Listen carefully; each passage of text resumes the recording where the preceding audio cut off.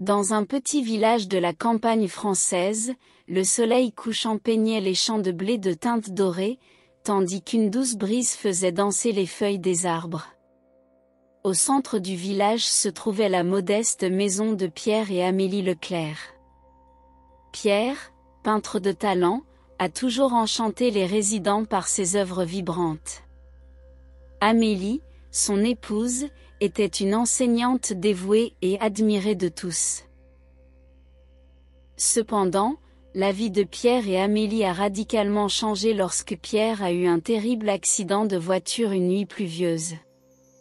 L'impact a été si dévastateur qu'il a laissé Pierre paralysé de la taille aux pieds, confiné dans un fauteuil roulant pour le reste de sa vie. Cette nuit a changé non seulement sa mobilité, mais aussi ses perspectives, ses rêves et la dynamique de sa relation. Le fauteuil roulant est devenu plus qu'un simple objet, mais une nouvelle réalité à laquelle tous deux ont dû faire face. Cela s'est accompagné de luttes physiques et émotionnelles, de défis auxquels ni l'un ni l'autre n'était prêt à affronter pleinement. Pierre, homme habitué à l'autonomie et à l'activité physique, se retrouve désormais dépendant des autres pour les tâches les plus simples. La frustration, la colère et le désespoir se mélangeaient dans son cœur alors qu'il luttait pour accepter sa nouvelle condition. Amélie, à son tour, se retrouve dans une situation qu'elle n'avait jamais imaginée. Au début, elle est restée aux côtés de Pierre avec amour et dévouement, prenant soin de lui avec une infinie patience. Elle était son rocher, son soutien indéfectible dans ses moments les plus sombres. Cependant, à mesure que les jours se transformaient en semaines, puis en mois, les défis et les frustrations commençaient également à peser sur elle. La pression de prendre soin de Pierre, combinée à ses propres sentiments de perte et de découragement, a commencé à nuire à sa propre santé mentale et émotionnelle.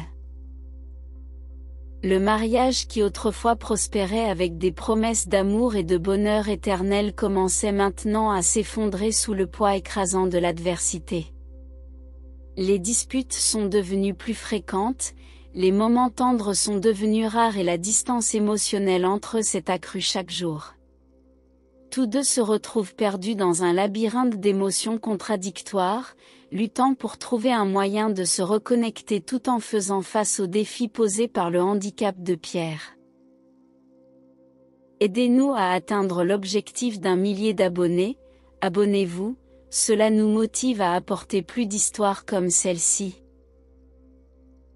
Un jour, alors que Pierre était plongé dans son dernier tableau, les couleurs vibrantes dansant sous son pinceau, Amélie entra dans l'atelier avec une expression sérieuse.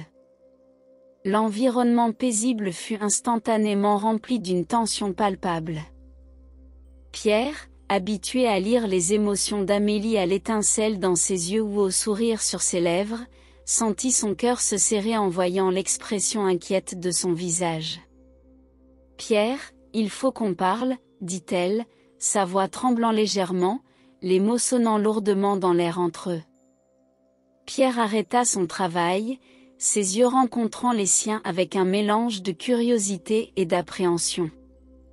Il déglutit difficilement, sentant un sentiment d'appréhension l'envahir.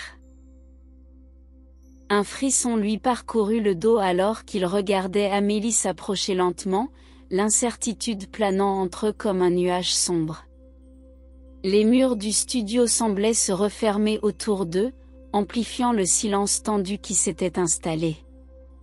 Le cœur de Pierre battait à tout rompre alors qu'il luttait pour contrôler son anxiété grandissante. Pour le moment, tout ce qu'il voulait, c'était qu'Amélie dise que tout allait bien, qu'ils pourraient surmonter tous les obstacles ensemble. Mais quelque chose dans le ton de sa voix le fit frissonner intérieurement, réveillant une peur à laquelle il osait à peine faire face. Je n'en peux plus, Pierre, commença Amélie en retenant ses larmes. Je dois être honnête. Je ne peux pas rester ici, coincé dans cette vie. Pierre avait l'impression que son monde s'écroulait. Est-ce que tu me quittes, murmura-t-il, la voix tremblante. Amélie hocha la tête, incapable de trouver les mots justes pour le réconforter. Je suis désolée, Pierre. Mais je dois passer à autre chose. Le cœur brisé, Pierre vit Amélie franchir la porte, le laissant seul avec sa douleur et ses tableaux inachevés. Dans les jours qui ont suivi, il s'est retrouvé dans le désespoir et la solitude, se demandant comment il pourrait affronter l'avenir sans l'amour de sa vie. Pendant que Pierre était plongé dans son univers artistique, Amélie tentait de relancer sa propre vie. Se sentant comme dans une mer agitée, elle prend la décision difficile de s'installer dans la ville voisine, loin de l'environnement familier qu'elle partagera avec Pierre. Là, elle a trouvé du travail comme bibliothécaire, cherchant refuge dans les pages des livres pour tenter de guérir son cœur blessé. Malgré ses efforts pour maintenir une façade de normalité, la douleur de la séparation la consumait toujours. Chaque pas qu'elle faisait dans cette nouvelle ville était un rappel douloureux de la vie qu'elle avait laissée derrière elle. Tout en aidant les autres à parcourir les histoires imprimées sur papier, elle a eu du mal à trouver sa propre fin heureuse. Les nuits solitaires, lorsque le silence enveloppait son petit appartement, les doutes et les regrets la hantaient. Elle se demandait si elle avait fait le bon choix, si elle aurait pu faire quelque chose de différent pour sauver le mariage qui comptait autrefois tant pour elle. L'écho de conversations et de paroles non dites résonnait dans son esprit, alimentant ses questions et ses incertitudes. Malgré ses efforts pour avancer, le fantôme de Pierre continue de la hanter, son amour pour lui agissant comme un fil invisible qui la ramène dans le passé. Au milieu du calme de la nuit, elle se retrouva perdue dans ses pensées, aspirant à une paix qui semblait toujours hors de sa portée. Des mois ont passé depuis leur douloureuse séparation, et Pierre et Amélie poursuivent leur voyage individuel, essayant de trouver une voie au milieu des ruines de leur ancien amour.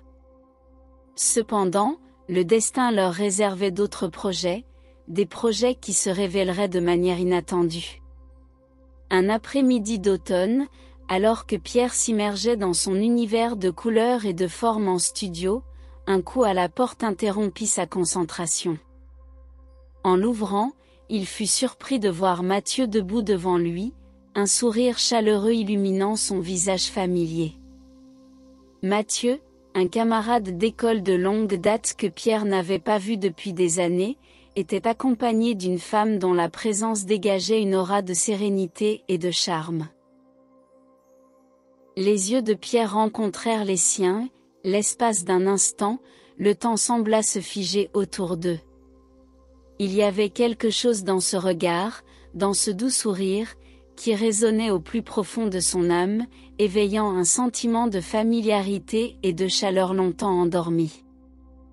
Mathieu présente la femme comme étant Sophie, une amie qu'il a récemment rencontrée et qui a exprimé un réel intérêt pour le travail de Pierre. En observant Sophie, Pierre sentit une curiosité grandissante se mêler à un inexplicable sentiment d'espoir. Peut-être qu'au milieu des ombres du passé, une nouvelle lumière pourrait commencer à briller à votre horizon. Pierre, voici Charlotte, annonça Mathieu en présentant la femme à ses côtés. Nous nous sommes rencontrés en ville et j'ai pensé que vous pourriez vous entendre. Charlotte accueillit Pierre avec une chaleureuse poignée de main, et Pierre fut surpris par le sentiment de réconfort que cela lui procurait. Les trois ont passé l'après-midi ensemble, riant et discutant comme si le temps ne s'était pas écoulé. Au fur et à mesure que les jours se transformaient en semaines, Pierre et Charlotte se rapprochaient de plus en plus. Elle l'a aidé à redécouvrir sa passion pour la peinture, l'encourageant à explorer de nouvelles techniques et de nouveaux thèmes. Avec elle, Pierre commence à entrevoir un avenir plein de possibilités, malgré son handicap. Pendant ce temps, Amélie avait du mal à trouver le bonheur qu'elle recherchait.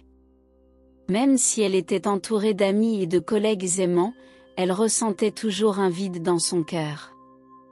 Malgré tous ses efforts, il ne pouvait pas oublier l'amour qu'il avait laissé derrière lui.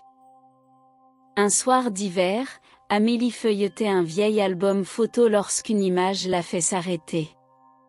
C'était une photo d'elle et Pierre le jour de leur mariage, les yeux pleins d'espoir et de promesses d'un avenir ensemble. Une vague de regret l'envahit et elle réalisa qu'elle avait peut-être commis une erreur en laissant Pierre derrière elle. Déterminée à faire la paix avec elle-même et avec Pierre, Amélie a pris une décision audacieuse. Elle rentrerait chez elle et ferait face aux conséquences de ses actes. Le cœur battant, elle se dirigea vers le village où elle avait commencé son voyage aux côtés de Pierre. Pendant ce temps, Pierre était dans son atelier, plongé dans son art, lorsqu'il entendit un son familier venant de l'extérieur. Il se tourna lentement pour voir Amélie debout sur le seuil, les yeux pleins d'émotion.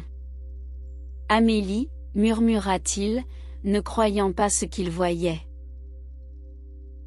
Elle s'approcha de lui, les larmes coulant sur son visage. « J'ai fait une erreur, Pierre » a-t-elle avoué. « Je n'aurais jamais dû te quitter. Tu es l'amour de ma vie, et j'étais aveugle pour ne pas voir ça. » Pierre restait bouche bée, ne sachant comment réagir aux aveux d'Amélie.